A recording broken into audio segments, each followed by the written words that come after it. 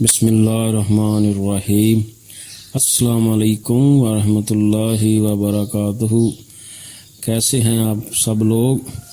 امید ہے کہ اللہ کے فضل سے اچھے بھلے ہوں گے، اللہ خوش رکھے۔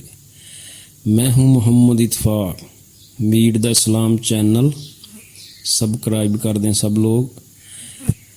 میرے محترم اور پیارے پیارے بہن بھائیوں، دوستوں اور بزرگوں، میں حاضر ہوا ہوں آج قرآن کی کچھ آیات لے کر اور نبی کریم صلی اللہ علیہ وسلم کے چند فرمان کا مفہوم لے کر۔ القرآن، اللہ تعالیٰ فرماتے ہیں، اے پیغمبر صلی اللہ علیہ وآلہ وسلم، حقیقت یہ ہے کہ آپ سے بھی بہت سے رسولوں کا مذاق اڑایا گیا ہے، لیکن نتیجہ یہ ہوا کہ ان میں سے جن لوگوں نے مذاق اڑایا تھا ان کو اسی چیز نے آ گھیرا جس کا وہ مذاق اڑایا کرتے تھے۔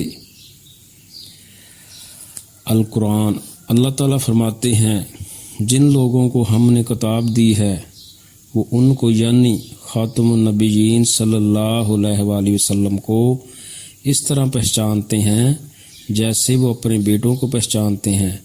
پھر بھی جن لوگوں نے اپنی جانوں کے لیے گھاٹے کا سودا کر رکھا ہے وہ ایمان نہیں لاتے۔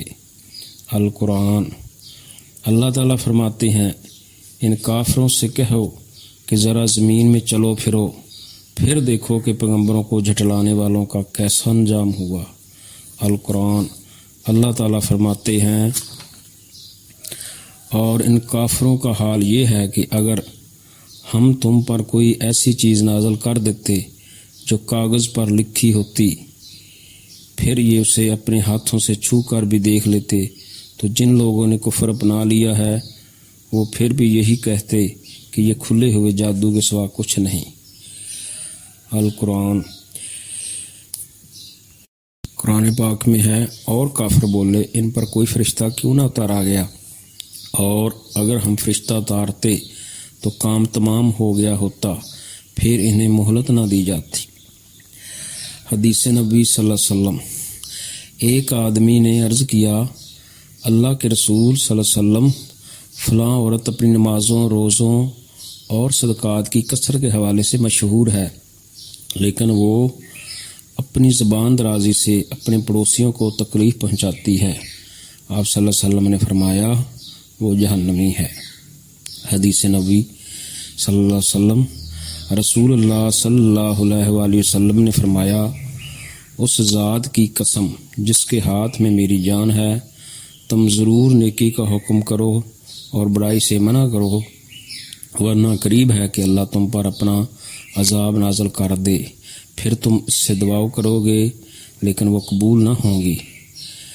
حدیث نبی صلی اللہ علیہ وسلم، رسول اکرم صلی اللہ علیہ وسلم نے فرمایا، جس شخص نے سورج کے مغرب کی طرف سے طلوع ہونے یعنی قیامت قائم ہونے سے پہلے پہلے توبہ کر لی تو اللہ اس کی توبہ قبول فرما لیتا ہے۔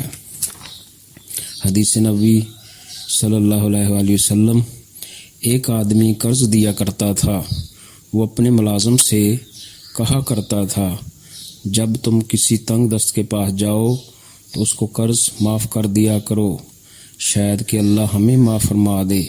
فرمایا، اس نے اللہ سے ملاقات کی تو اللہ نے اسے معاف فرما دیا۔ حدیث نبی صلی اللہ علیہ وسلم، اللہ رات کے وقت اپنا دایاں ہاتھ